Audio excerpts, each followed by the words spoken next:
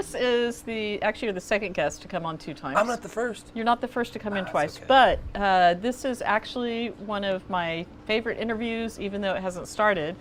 We have Jacques Brix, industry analyst, and George Christie. So you're so important, Chris. Today we have 2 industry analysts. 2 backup singers. Yes, 2 backup singers, exactly.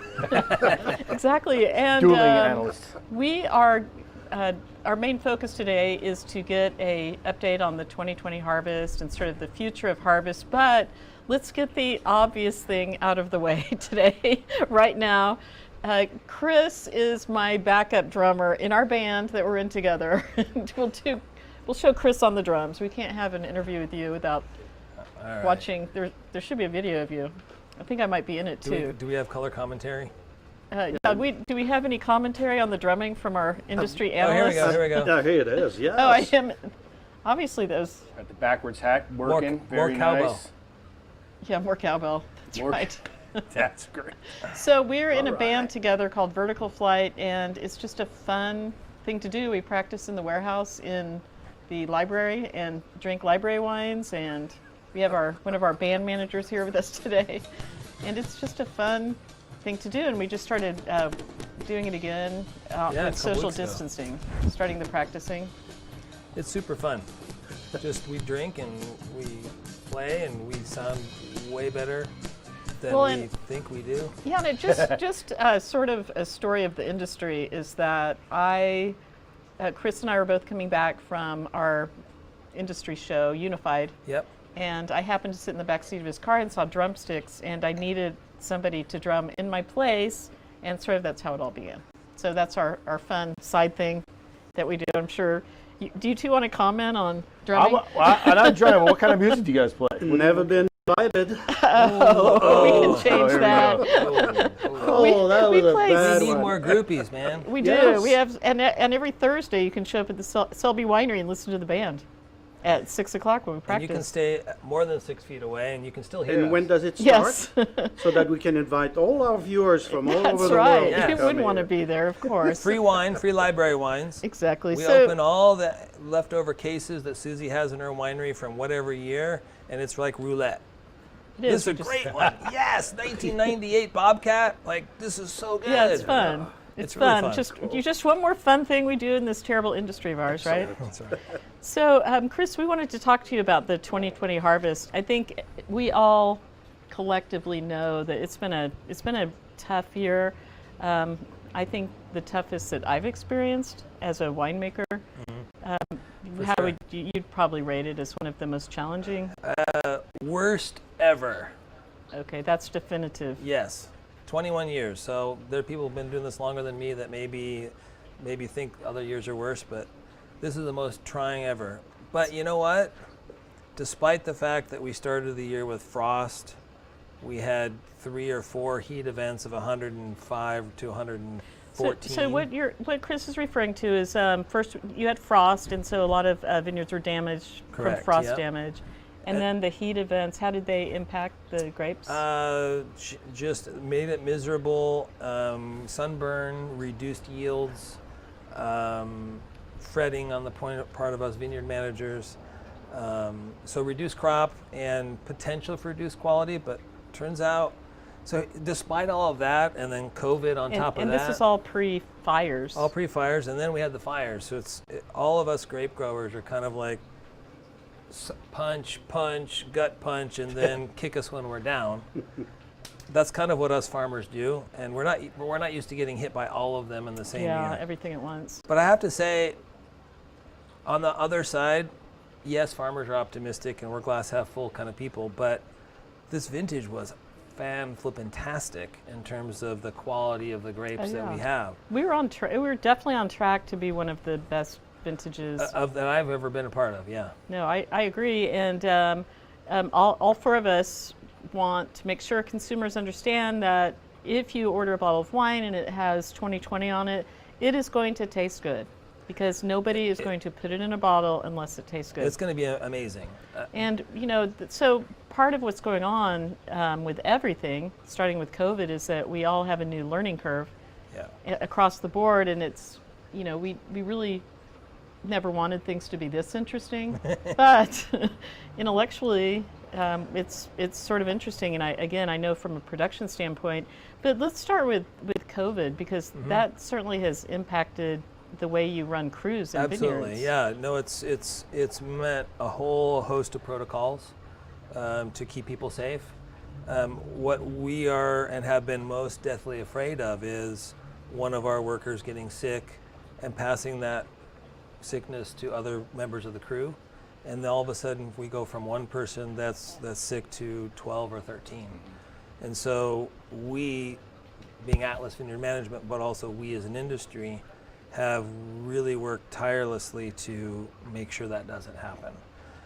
So we've got a whole, we've spent tens of thousands of dollars on, I was making hand sanitizer in my kitchen for 3 months because we couldn't buy it. And we spent thousands and tens of thousands of dollars on all these things. You've always cared a lot about your workers anyway, too. So above and beyond the protocols, I think you've had a high sensitivity level to keeping your workers safe. Thank you. And we can't. I can't pick all the grapes. I can't prune all the grapes. We need them, and they need to work. So yeah, absolutely. Isn't one of the things that vineyard management companies are doing is making the groups smaller, so that Yes. you only lose a group of 4 instead of a group of Well, so 20 one of the strategies that we implemented was, and it seems really basic, but it was actually kind of a pain in the neck, is we have probably 20 crew leaders, and they show up at one of 2 places to get water and ice, pick up their bathroom, get their tools, and we quickly realized that. And he means literally pick up their bathroom. Yeah, literally He's pick saying up their porta potty. So he's making a serious comment. Hook up their truck to a trailer that has a porta potty on it. And what we quickly realized was, even if we're vigilant at maintaining that region disease-free, that there's a risk that one of those crew leaders could pass it to another crew leader, and then all of a sudden half the company. So what we did almost immediately, was disperse where our crew leaders go to start their day. So that's a pretty easy thing, you would think, but it means we have to have 3 or 4 other locations in the county where they can have sanitary water, have their bathroom serviced, and things like that. So that's just the start of some of the things that we had to implement. And other people too. We did some interviews over the summer at Wine Industry Network with winemakers in Australia and New Zealand to talk about how they handled COVID, right? Because they were they went through it through harvest before we had to do it here, and they talked a lot about not only creating smaller crews, but the level of communication was like shot through the roof. Like they said, that was one of the biggest things, was the level of communication between the winemakers, the guys out in the field, the smaller crews. Did you guys go through a similar? Oh yeah, every day taking temperatures from every crew member. Yeah. Every day reinforcing the fact that your mask has fallen below your nose, right, and that's not really good, and through no fault or intention, but just by accident, and just reinforcing how important it is, because one person can infect 20 or 30. Fortunately for us as a company, the infections that we experienced were from outside sources brought in, so someone from home or family member or friend. So we're pretty fortunate that we don't feel like we had any incidents where one of our workers passed it to another. So, which speaks highly for our people and how hard we try. But yeah, it can happen in a heartbeat, and so it's very scary, especially when we get into harvest. So yeah, we did reduce our crew size. We experimented with different techniques to minimize contact with bandejas, which are the plastic tubs that we use to pick the grapes in, and how they empty them into the trailers to minimize distancing. There's been a lot of management meetings, quite honestly. And a lot of communication. Back to what George is saying. So every day talking about it. Don't start a day without having a discussion. So. Well, so Chris is part of a large vineyard management company that handles harvests throughout Napa, Sonoma, Oregon, Washington. You even go to, don't you go to Paso Robles? And we have about an Santa 80-acre vineyard on the Central Coast that we take care of. So obviously this has been implemented company-wide. Yeah. And what was fun and, and interesting is that I got to be part of an Oregon group, and they interviewed because they harvest later up there, and so they brought me as the lone California guy, which is kind of funny if you know the friction between Oregon and California winemakers and growers. That I got to participate in a group that says, here's what we're trying, and here's, call me later and I'll tell you what works. And what didn't work. And so there was a lot of camaraderie. I mean, one of the things that not only COVID, but also the fires brought is a sense of community and a sense of, yes, I'm technically competing with you, either in the vineyard or in the wine side, but people helping each other out. You know, I agree, and I've commented on that many times. The one good thing about COVID is that even winemakers are being so collaborative right now. And Yeah. I think Jason from Hook and Ladder and I were talking about it. We're all still in the learning process, so we want as much knowledge as possible. And it's been extremely helpful to have Australian winemakers here who Absolutely. have been through this. I had problems even identifying smoke taint in grapes when all this started. So we started with COVID, we got past the frost, we dealt with the heat events where the grapes just get extremely hot and can suddenly get sunburned. And then in August, we had some fires. Mm-hmm. So let's talk about how that impacted you. Yeah, so we had two you as a major vineyard- fires, August and the other one, mid-September, I guess. Yeah.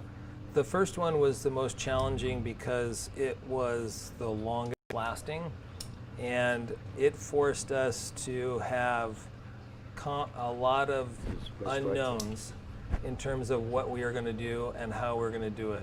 We had multiple times where our crews were evacuated from regions where they were picking the night of a new fire or a new event. So that was very challenging, and we had to cancel and move picks around to accommodate wineries that couldn't get in to process their fruit. And some of them had colleagues that allowed them to process fruit at their own facility. So we would often deliver, instead of the Smith Winery, we would deliver to the Jones Winery on behalf of Mr. and Mrs. Smith. So the wineries were working And together they were working to make together sure. to help each other process fruit. But that creates a whole level of complexity that we're not used to at a very chaotic time. So the unknown and the uncertainty about being able to get in access is the fruit in good shape? Are our crews going to be safe to pick it? Are the winery staff available to process it? It can't come at a more worse time for us. So, Chris, what was it like?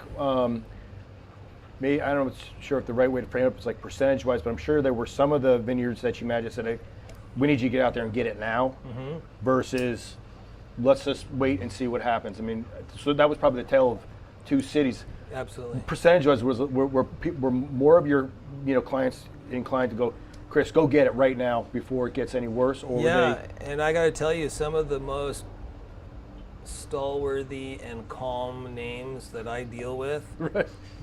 quickly became very, very stressed individuals in a matter of days. And these are professionals that have been doing this for their whole life, and just trying to make hay out of this whole thing. Yeah. So the number of times that we changed from one ranch to another, or one block to another, or even one variety to another in another place, the night of or the day before, was commonplace. Well, and keep in mind that Chris is not talking about moving a crew. He's talking about moving equipment. Right. Equipment. Equipment, people. Yeah, and thank God. And the people are in their yeah. smaller groups now, and so there are more vehicles involved. And Thank goodness for some of our people in our organization, my good friend David and Mia, and people that are behind the scenes making sure everything gets moved to where it needs to get moved, were able to respond. I mean, we had they lost hair. I'm sure having us call them at the last minute, say I need 3 tractors, 2 trailers, 40 bins from Timbuktu delivered to such and such an address in 4 hours. Yeah. And have that work. That usually doesn't work, but everyone rose to the occasion. We made it happen. So. Well, and I imagine that you had to have people that were part of your crews that were impacted by the fires as well, right? So it's not Absolutely. like, you know, so we're all. I mean, everyone going through they're out there working, but maybe still worrying about what's happening at home or what's happening to one of their family members, right? Absolutely. I mean, just nuts. And like I said, maybe 3 or 4 times, we were actually picking it at a location that then became an evacuation zone in the middle of the night. Wow. So we had to pick up everything and move and leave the fruit on the ground, and we'll figure out what to do tomorrow. Fortunately, all those worked out, but we didn't know at the time. So yeah, it was tough. But I gotta have to say, at the end of the day, what we picked as going into bottle, it's all worth it. Yeah. Oh yeah. It's totally worth Yeah. it. So, I mean, buy your 2020 and buy lots of it, because there's not going to be as much of it. Yeah. But and it's whatever's gonna be out there fantastic. is going to be great. Yeah. Well, and so while Chris is on the management side, the same thing was happening on the winery side, Absolutely. where we're not sure if we needed to remain fluid olive harvest, because we were waiting to find out if even after the fires were starting to get contained and the evacuation zones were shifting, we were waiting to find out if the vineyard management company could even get in to pick and if the grapes were still sound. yes. Yeah. Well, and just to complicate it a little more, from a production standpoint, a big challenge was that, we can now test for smoke taint, but it's a test that takes, now that there are so many vineyards being submitted for smoke taint, it's a test that normally would take 2 weeks, that it turned into 2 months. Yeah. And so the situation the wineries are dealing with and the growers is that it's time to pick the grapes, but we don't know whether they're smoke tainted. And so it was a year where you really need to have a good relationship with the owner of the vineyards to just verbally, if there's a problem, we're going to have to discuss it. It's not a year for contracts. This is a year where you need to trust each other and work together and do the right thing. But and our industry in agriculture is fairly unique in that. And I mean, yes, we have a contract, and yes, there's substantial dollars at risk. But I think more than most other agricultural products, there is a huge amount of trust and a huge amount of faith and relationship that go into it, and that came true this year. I mean, I mean, imagine not knowing where you're going to pick, not knowing if your crew can get in, and then not knowing if the fruit is sound, and then having to renegotiate verbally a contract that you have with a winery that's maybe 7 or 8 years old. Yeah. Hours before your crew gets moved. And washing your hands and wearing a mask. And by the way, washing your hands and same time. sanitizing the bathroom, and all at the same time. Yeah. It's the most challenging times that put your relationship to the test, right? So everyone's good friends when everything's good, Yes. right? That's so true. And so because I, just from my own experience, my own friends out there, some of them thought they had good relationships, Yeah. and it wasn't as good as maybe they thought. But that's when you find out. Yeah, This is when you really, find out. there's a lot of You stress. separate the men from the boys and the girls from the women on both sides. Yep. So what you're tasting in a bottle is the best of the best. Yeah. And fought from tears and blood to get there. Yeah. So thank your winemaker if you buy 2020 and you like it, because they had some challenging times to deal with too. So Well, and it changed the way the interesting thing is it changes the way we actually process the fruit. So we know that the smoke is in the skins of the grapes, and so whites are much less susceptible because they're not fermented on the skins themselves. But the way we treat the reds and the way we press it, and it was interesting. I was meeting with a group of, we were drinking and meeting, I'll admit it. Just to but be fair, we were we were still, drinking. just to be fair, it's a little bit social, but Yeah. I'd meet with, Odette from Longboard and Nick and Nick Goldschmidt, but we would, we were talking, it was like every week we'd get sort of an update on what was happening out there, and it was tough. No, tough but interesting at the same time. And I was part of many wine group making discussions where people on the phone were technically competitors. My wine fights against your wine for shelf space at Diavolo or Valette or the local wine shop, and yet they're swapping stories about what they've tried, what numbers they're seeing, what works, what doesn't work, the latest paper from Australia on this or that, and they're helping each other out. So it's unique. So Chris, you've always had, you know, I'm your biggest fan, of course, even though you'll always be my backup drummer. I'm a Sheila E to your You've Prince. always had, Chris, I think more so than a lot of vineyard managers, you've always had really good relationships with the winemakers, and you've always had a vested interest in how the wine actually turns out. So were you in close touch with the winemakers speculatively about whether there was smoke taint? Because obviously they couldn't get numbers back on it. Yeah, so correct? no, tens of calls about what is your impression? Is it smokier than the Jones Vineyard down the street? Do you have lab results from the next door neighbor that would be indicative of what? Yeah, a lot of that. And me doing the same thing for other people. Hey, you know, our neighbor who sells to a different winery, do you have results back on your Mourvedre or your Syrah or your Pinot? Oh, so when people are getting results back, we share them. They'd look at the proximity. Yeah, we were doing that. I remember we were doing Kersey that. Graves sent me, Cobble there sent me his results from everything he had picked, which some of those are proprietary to their own winery and some of those are purchased fruit. And so I was able, obviously sensitively, to go, okay, that one's close to me here and not close to me there. And so again, that spirit of cooperation was really cool. But yeah, a lot of that, people calling me and saying, what do you think? And having me go, well, never been through this before, so. Well, and I would say to the grower, I'd just say, I won't get mad if your opinion turns out to not be, but I really want your honest opinion. No, and a lot of that is to ease. So one thing that many vineyard managers have and some don't is the appreciation for the fact that once we deliver the grapes, we're done. And once you, the winemaker, gets the grapes, your job barely is started. And you have to live with what we bring you for 2 to 4 years, good or bad. Oh, longer than that sometimes. Yeah, hopefully not. well, I mean, not if you're, Selby, where you sell out every year. Yeah, so. exactly. But the fact that good or bad, you have to live with that, and your decisions influence what happens. I mean, that to me is what I tell my staff and the people that don't interact with winemakers. Like, you have to appreciate the fact that their whole world starts the moment we drop the grapes off, good or bad. And so there's a huge amount of responsibility on your shoulders as a winemaker to try and make something really good out of what we've delivered you.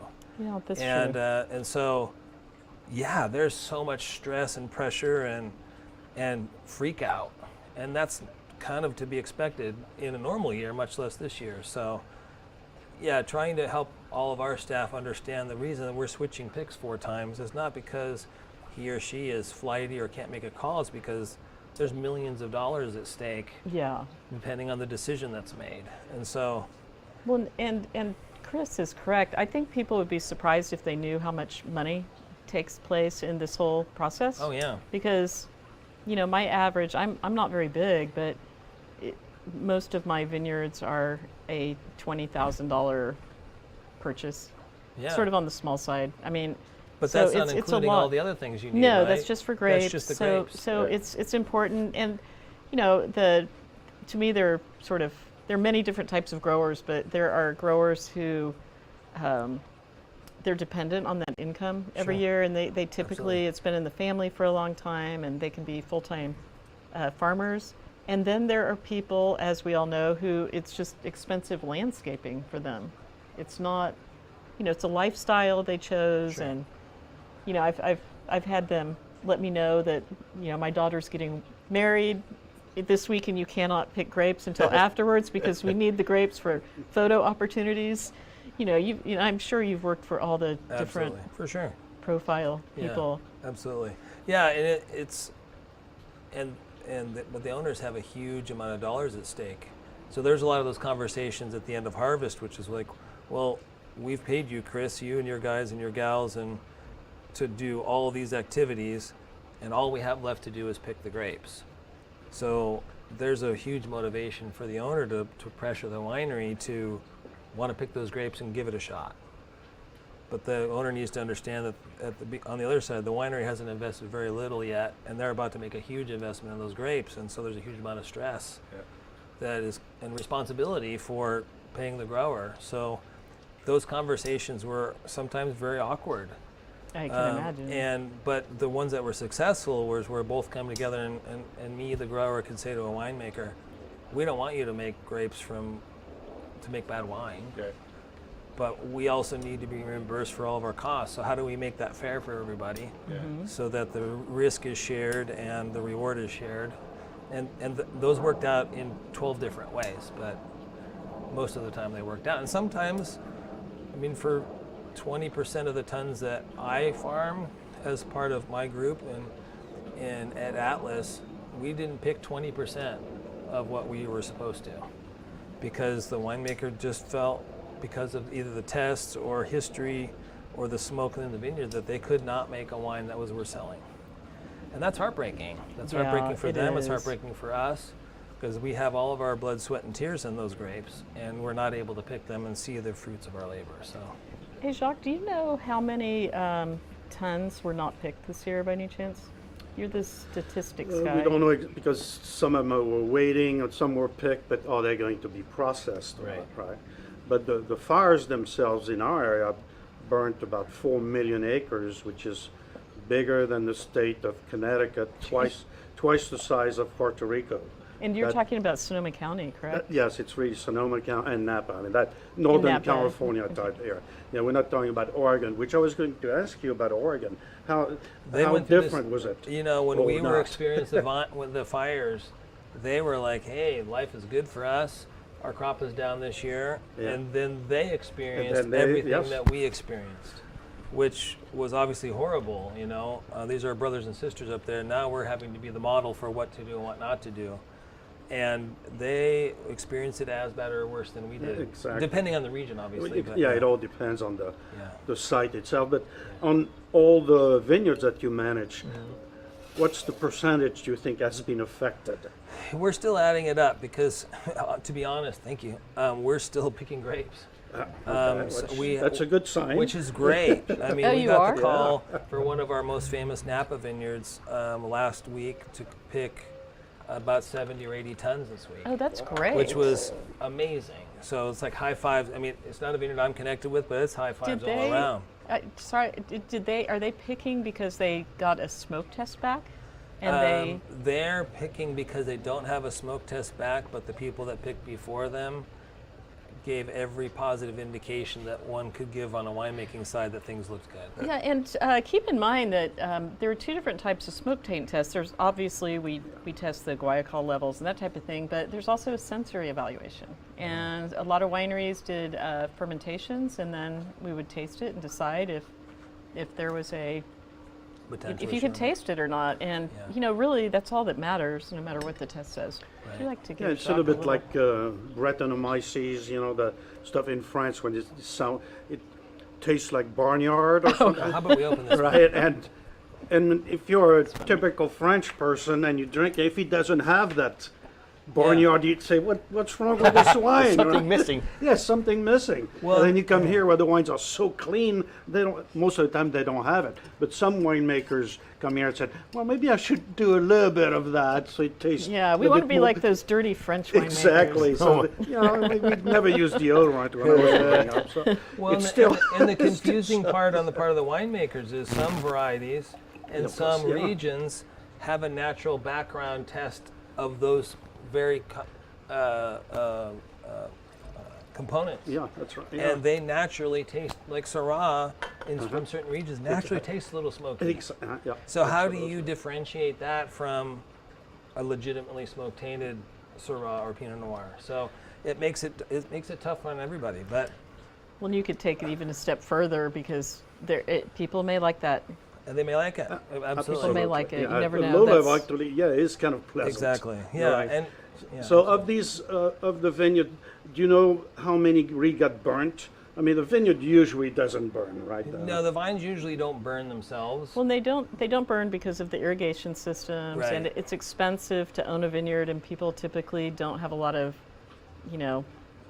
burnable matter in between Right. the rows. And They that normally sort of There's thing. some that are dry farmed, right? Yes. And these don't have irrigation, Well, in or 17, maybe they do, they just don't use in it. 17, we lost vines in vineyards where the fires went through, where they were next to trees, oak forests, and those trees burned so hot that they killed the vines next to They them. did kill, yeah, but it's And very close. Very close. And then we saw a phenomenon there in 17 that was really unusual, is that the heat where the fire went through the vineyard itself, it monkeyed with the hormonal system of the vines, and those blocks that went through that actually broke bud the following year, much earlier than they normally would have. Wow. Which was really odd. That's crazy. So it didn't kill those vines, but it certainly made them really out of whack for the next season. And They then- still made grapes and all that stuff, but from a management standpoint, it was really odd. You'd have 30% of a block breaking bud a month before the other one. And was it just from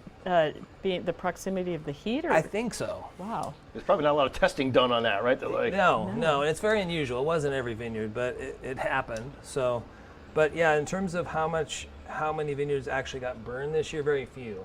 Yeah, that's what I thought. Vineyards yeah. are a natural fire break to wildfires. So where vineyards were, and there were forest or homes, they were a great spot for the fire department to park and fight the blaze from there. So we had many vineyards where firefighters made a stand in the vineyard, yeah. knowing that behind them they had a pretty good natural fire break. So Now, if anybody has any questions, you actually can send us a question, and we'll answer it. Yep, I'm But- getting my eye on the phone here, but I have a question for Chris. I want to ask him something about crop insurance, right? Because I think there's a lot of misconception about crop insurance. For people that don't know, go like, Sure. hey, you got insurance, right? So like you're Right. covered, Like, what's right? the big But deal? A, not everybody has crop insurance, and Right. B, there's different levels. And Sure. could you tell me a little bit about that? yeah, and- it's fortunately a federal program, much like cotton or honey or other products, where the federal government participates in making our premiums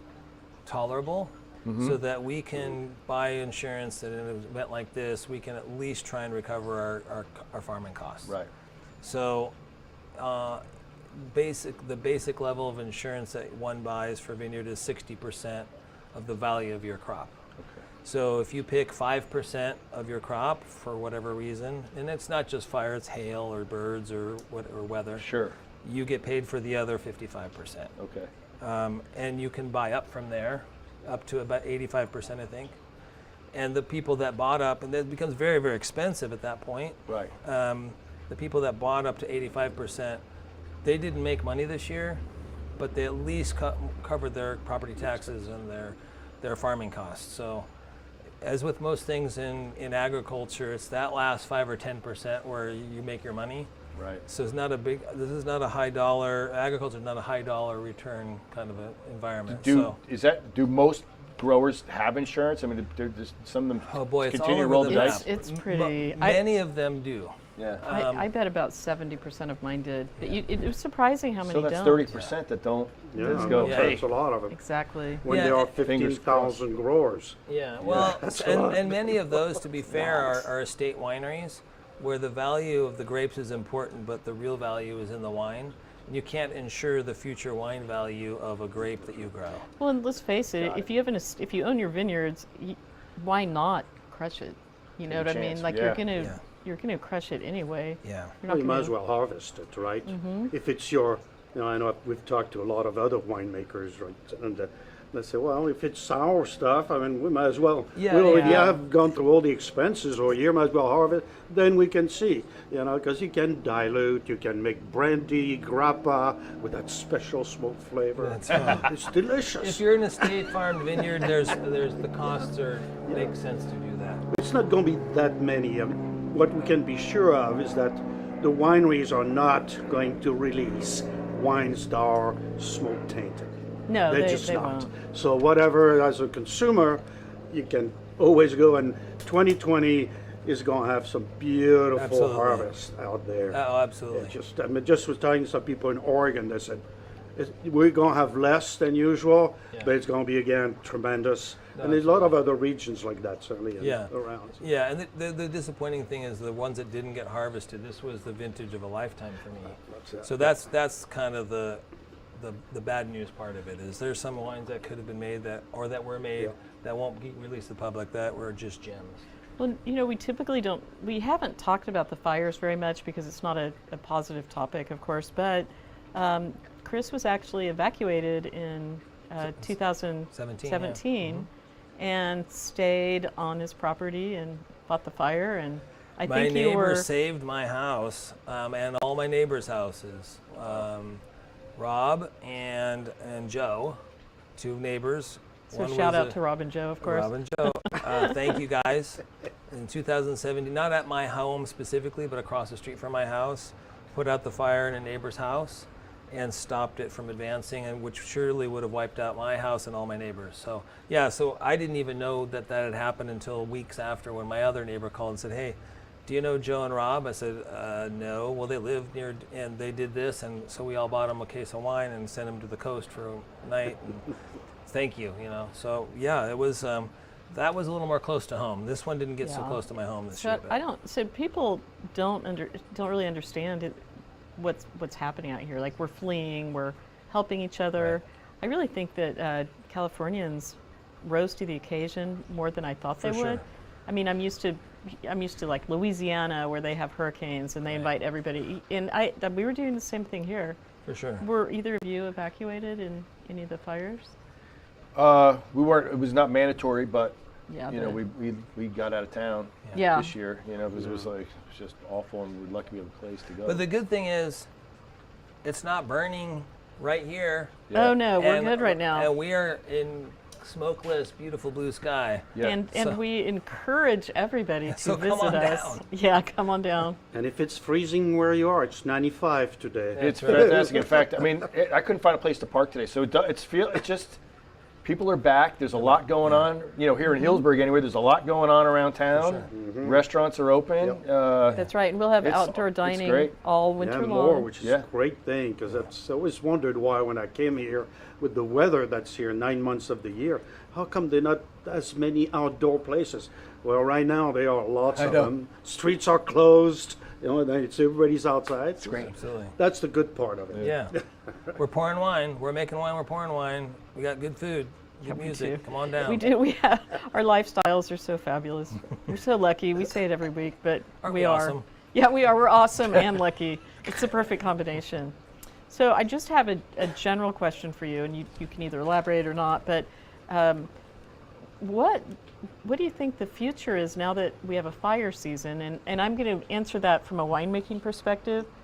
We're gathering more information as winemakers, and we're sort of learning how to even prepare for these. I guess now they're called fire events, and the education is certainly elevated at the moment. But I'll be going into my next harvest, assuming that something like this may happen, and to be as prepared for it as possible. Is that I assume that's happening on the management side as well. Yeah, for sure. Yeah, I mean, I think what we're going to find out is there are wines that weren't made this year that probably should have, that people were a little afraid, and for good reason, not that it was baseless, that they were afraid to make wine. And I think we're going to learn so much about the winemaking process and what's right and wrong and what numbers mean what, that I think next year winemakers are going to be so much better prepared to either accept or reject fruit based on science and based on experience. So I think that's going to help us out a lot, because so much of what we went through was doubt and fear and unknown. On the vineyard side, boy, yeah, we're going to mow more often. We're gonna have fire breaks. We're going to do all those kind of things. But more importantly, we're ready for an emergency, and we know who to talk to, and we know how to deal with it. So we have experience in what to do. So the big buzzword in the media is defensible space, and obviously it's where the firefighters can actually have a place where they can fight the fire. Get a truck don't in, wanna- turn around, things Yeah, like that. you don't want to waste time on points that are not strongholds for defensible space. Correct, yeah. I'm curious, are people creating their own defensible space under this circumstances? Well, what I will say is some of the most vocal critics of vineyards in this county have become much more amenable to having vineyards around because they see that they're actually beneficial. Oh, you're saying people who feel like vineyards are bad for the environment, that we Exactly. have too many vineyards, they're depleting the water table, No, whatever Save it their is. house. I say, okay, It All of a is, sudden, yeah. I mean, we should take our fair criticism for what we do or don't do in the vineyards for sure. But I actually had a friend call me and say, you know, our house burned down, but there was a vineyard next to it and it saved our neighbor's house. So can you plant another vineyard near us next? So, I mean, that's obviously extreme, but I think people realize that we are doing our best to create an environment as vineyard owners and managers that is healthy for everybody. And B, there's natural beauty there. I'd rather see a vineyard than a condo, to be frank. So if it's the crop in Sonoma County that makes sense. I love dairies and horse farms and vegetable farms. I started my career in vegetables. They don't happen to make enough money to justify the real estate cost here. You know, I would love to see, I think we have a video of you in the vineyard. Do we? Let's look at it. Yes, look at Chris it. in Let's look action? at it. Let's look at Chris in the Pretending vineyard. to work. Oh, jeez. Well, I mean, I just know you love what you do and you love being in vineyards, and Here it is. There we are. look how beautiful It's a that is. beautiful June day. And This that's is, right. this is me just demonstrating what I never do, but fortunately. What I never do. Exactly. You're looking great. But I know. That wire looks tight, Chris. Very nice job. Up, That's fix right. that wire. Uh-oh, watch out. So Chris and I are going to film an entire, the whole process, and we're going to start with pruning. All right. And so we're going to have a series. Chris is our vineyard expert. Isn't it like your I think instructor? Michael Delush calls you a vineyardist. Vineyardist. I like that. I like it. I'll take it. Absolutely. But I prefer Batman, but I'll go for Batman. vineyardist. Hey, you've never seen us in the same room at the same time, have you? No, that's a really good point. I will keep that in mind. So we will start filming the entire process. You follow that, which is important. That'd be great. And all winemakers would say this. I'm just reiterating. Good wine absolutely starts in the vineyard. Thank you. There's no question about that. We all work hard to make it happen. The vineyard manager delivers it and says, "Don't screw this up." Yeah, I've said that a few times to you over the years, probably. I know. And you never have. Cheers to that. Very Oh, nice. yes, let's Very cheers nice, to that. Chris. Yeah, Nice cheers. move on that. Yeah, nice, nice. Get you on that one. Chris, you know what? One thing I'm always curious about, especially in a situation like yours where, you're not managing, working for a particular winery and, having this super great bond with the winemaker. You're on the same page every day, all day long. How many different winemakers are you working with, and how many different, which is like basically how many different personalities are you dealing with? I'm just clarifying that. I apologize. I should have explained this. So Chris works for a company that manages vineyards for people. Right. And so what George is saying, which is a good point to keep in mind, he's working with he's being contracted to work with a large group of various winemakers and wineries. Well, I'm which with the is best George. And grow, right? And people that own the property, right? So and you're grow. like, So he's like the conduit. he's like a mediator. He's like a between the consigliere, owner right? and He's the- got to like, That's sometimes you got to get in the I middle have of 3 bosses in every vineyard. I have the owner, I have my boss that signs my paycheck, Right. and then I have a winemaker or 4. And then the owner's to ask- spouse. exactly. Well, the owner's spouse is usually the boss, so Yeah. I Yeah, may be dealing with the exactly. vice president It's like at the time. in real life. but- Yeah. So what's Like new real in the creating vineyards? Like there's now a lot of equipment that is new, that the drones, all the Right, right, right. GPS-driven things, all kind of stuff. So what do you see is coming up in the next few years? There's no The- change. I'm a toy buyer, so I'm what they call an early adopter in the gizmo and gadget world, and I have a lot of relics in my trailer that we've thrown away because they didn't work. So all of those things happen, and drones are freaking cool. We don't happen to use very many of them other than for photography and things like that. Yeah. Although the application potentially is for that for sure. mostly what we're looking at is mechanization. We have a huge labor shortage in our state and in our country, mostly because of our immigration laws. Right. And so the cost of our labor goes up exponentially every year. And some of it for good reason. We want to pay our people more and we want them to have good benefits and all of that. But it's outpaced the price that we can get for the grapes because the wineries are limited by what they can charge. So it all works backwards. And if we can't sell the bottle for more dollars, everyone gets squeezed in between. And so we are looking at efficiencies. What can we mechanize? What makes sense to mechanize? Knowing that we have a very, very hand-intensive product. And especially up here in the North Coast, less so, but still so in other regions. But up here, we're very hand-touch. Right. And it's impossible to machine as well in any activity as a person can do it. And what would you guess is the percentage that our availability to labor is dropping each harvest? Oh gosh, I wouldn't even know how to evaluate But that. it's dropping each harvest. There's no question Oh my about goodness, that. yeah. And I mean, here's a quick statistic. When I started 20 years ago, a person that wanted to cross the border illegally, and it's as illegal now as it was back then, used to pay $400 in somewhere on a border city, and that would get them guaranteed passage to anywhere in Sonoma County they wanted to go. Now it's $10,000. We drop you off in San Diego and good luck. And it's, or 12. So that's not a reflection of anything else other than how tight our borders are and how much the folks on the other side of the borders want to come and how much we need people. Well, how much they're willing to pay is directly related to how much they're willing to make, which absolutely. Which is And a lot we in the wine industry pay our workers substantially more than they can make in any other agricultural product in the vegetables in California, other than maybe marijuana, and even then we fight pretty hard. So we pay our people really well. We try and take care of them really well. So that statistic is only a reflection of demand and desire. So yeah, it's the workforce that's here is aging. They are aging out, becoming too old or retiring.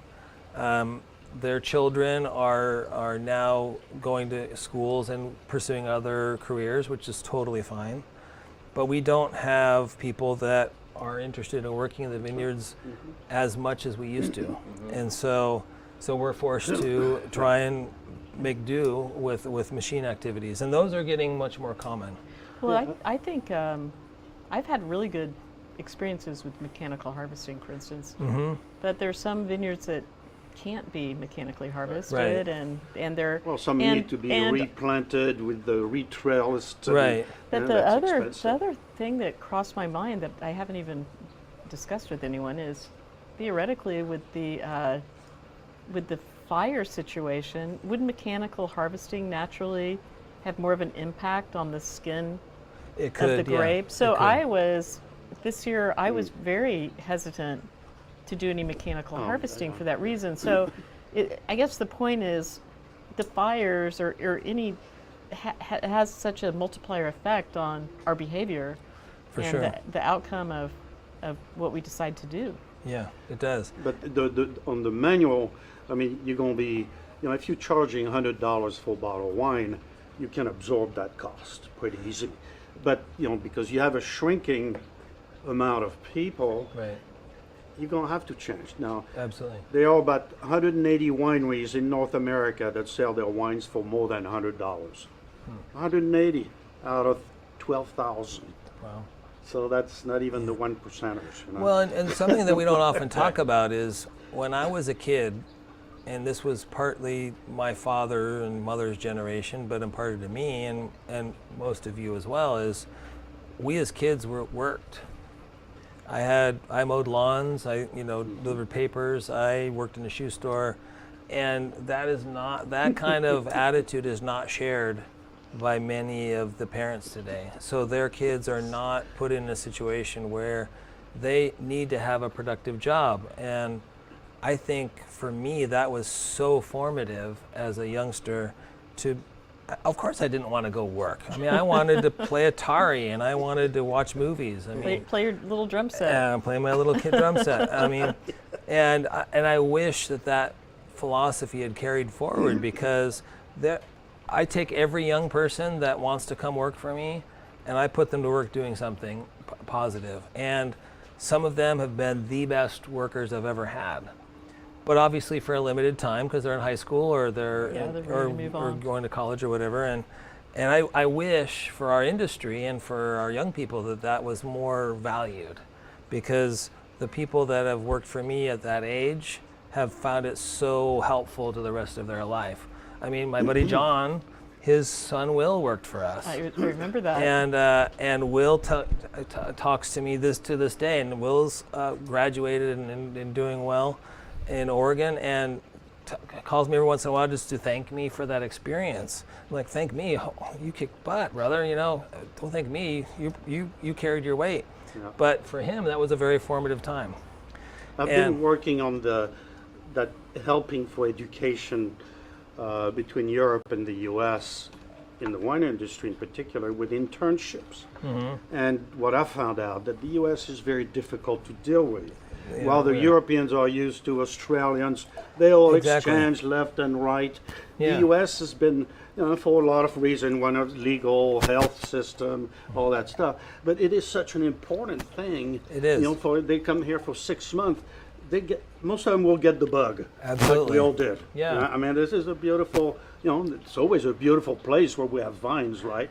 And then it's a great life. And an appreciation for the hard work that the Yes. people that are there every day do. Well, and if people just looked at the day of life in a vineyard, which is what we're trying to bring everybody through, what we're doing, it's so much hard work. And It is. typically when I've had an intern, they leave saying, I cannot believe how much work goes into this bottle of wine. Exactly. Doc, would you like a little? Yes. Oh, well, yeah. It's not So- just click, But they click. usually drive pretty well because they've been driving us a couple of wine tastings. Oh yeah, my intern. can That's drink, right. so we- That's right. My intern was our designated driver for this. It's like an Uber. You basically hire an Uber driver. put Yeah, them you on hire for your a- interns Fantastic. before harvest starts so that you have a designated driver. Now So- listen, kids, when we look like this is what we want you to be. Exactly. Yeah, exactly. That's right. You like too that- can be in the back seat. Well, and I'm just laughing. Wine sales are strong right now, and they're joking around about all the kids being homeschooled by parents who are drinking wine all day. Trying to make sure their kids are So I'm studying. glad that our industry is contributing to the teacher lounge or whatever. That's right. That's right. Let's just Well, hope they that must be drinking. So one of my statistics was 29% more direct shipment than it was last year. 29%. So 30% went up. Good. Now, of course, the losses on the wineries were from direct tasting room. right. Well, But that's changing But now we again. we encourage that behavior. We encourage people to enjoy wine every day. Yes, please do. It's good for you. And Bottle a drinking day at is all home we is ask. okay. That's right. Bottle a day is all we ask. Remember the Almond That's Brothers right. Canada. That's all we ask. It's not That's all we much. ask. So not I unreasonable. think we have a question. Well, Yeah. we have some comments. We've got people want to come and watch the show. They want you to do some sort of a lottery so people can come and hang out, We have a lounge. like in the We do if in they the studio. social So we'll di- have to yeah, figure, we could do We'll have to we'll figure out how to Social distance. put something thing. out Live on show, through your yeah, website, with through the your Facebook audience. We don't have a Yeah. problem. We've got wine. Yeah, we've got the wine. The live audience. That's a great Yeah, as long idea. as bring some somebody cool else is energy paying to it, for right? it. I love that. Yeah. You can heckle the guest. It's Oh yeah. perfect. That'd be Oh, great. yeah, that Encourage would be that. Great idea. Great So idea. that was what's it? That was from where? Rachel Kingsley Thank you, Rachel. Come on Oh, down. Rachel's awesome. and Trish. I'm not sure I'm going to say Trish's last name. Ogrenek? Probably shouldn't say her last name Trish. on TV, but whatever. Oh, yeah. Probably yeah. Say But which Trish and I think location? her phone number's right here. To register her They're address. from New Social York. That's security a long number. way to come Social to security New number is. Yeah, I know. Okay, so now She's like, "Wait, what? I've got to address this fabulous T-shirt you're wearing. Yeah, I felt a little bit bad. No. John Holdridge is one of my favorite winemakers in the industry. I love that guy.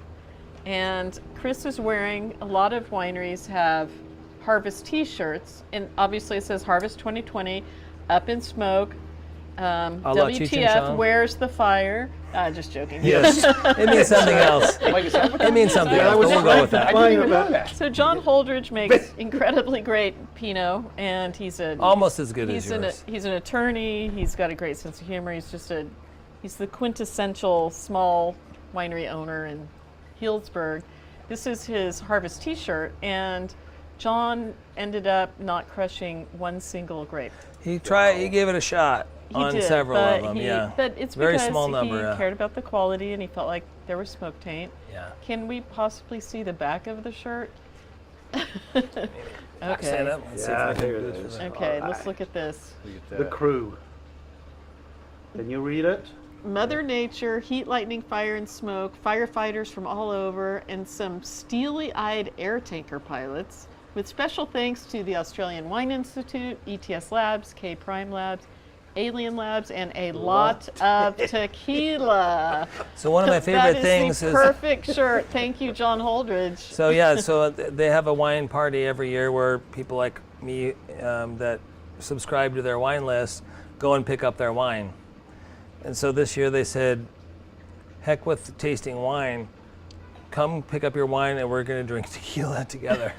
so that was a fun day. I bet that was a It fun was day. a fun day. So I guess the moral of this whole story is that we're all keeping our sense of humor. Yes, we are. We're all maintaining our lifestyles through social distancing. And We're all in it's it together, right? All in together. Yeah, a lot we're of all in camaraderie. That was a big And if you don't feel like you can make good wine, you don't make it. Exactly. tequila never hurts. Tequila never always hurts. helps. And beer. Remember, A lot it takes a of lot of tequila. beer. Takes a lot of beer to make wine, for sure. But if you don't have beer and only have tequila, it's okay. You'll be okay. all right. Oh yeah. Oh yeah, well And I yeah. think We didn't will our lower president say ourselves. something about tequila killing COVID or Also something kills like that? COVID. That's Yeah. right. I've heard that. Oh yeah. Yeah, that's I've right. heard that. I'm not Oh sure really? that's Do, true. Not do sure. you have to bathe in it, or can you do shots? Yes. Oh, I boy. think you have to bathe in it though. Oh. Well, it's, not now so we're bad. That's a talking. lot of tequila. Now we're boy. talking. Not so bad, huh? Don't try this at home, kids. Well, what would you like to say as your parting analysis of this 2020 vintage and Well, everything that's I would taken like place? I would like to toast our workers. They went through a lot this year. Unfortunately, they weren't able to pick for the last month. So, to the Atlas crew, thank you. You guys are awesome. You ladies are awesome.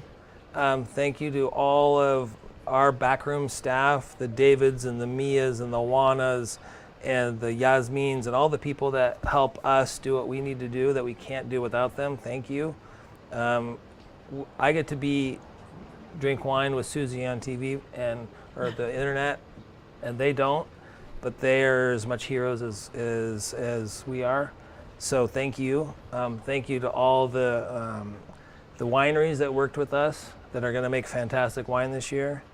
And here's to making it into 2021. Let's kick this one back and taste forward to a better year next year. Oh, I will drink to that. Cheers to that, And thank you That's to a the fabulous- consumers who are Thank you. continuing to enjoy great wines from Absolutely. Napa, Sonoma, and Sonoma in particular. We're a little bit selfish here. And we'll go with Healdsburg and specifically Yeah, Selby. Yeah, let's In narrow it Healdsburg down. Let's area. try to narrow it Narrow it all down. the way Let's narrow it down. down all the way.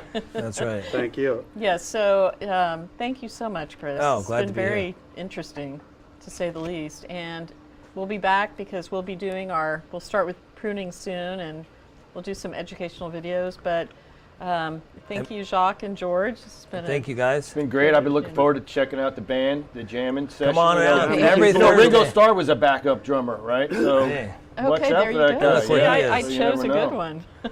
Sheila E. was a backup drummer. I'm not as pretty, but I try. Well, So and come down Thursdays at 6 p.m. at the Selby production facility. that's right. Chris is a awesome drummer and an awesome guy. No, we Oh, good thank friend. you, thank good you. friend for over Can't 20 replace years. the primary drummer, but we try. That's right. So thank you for joining us today, and we will see you next week. And in the meantime, enjoy wine, enjoy life. You're here.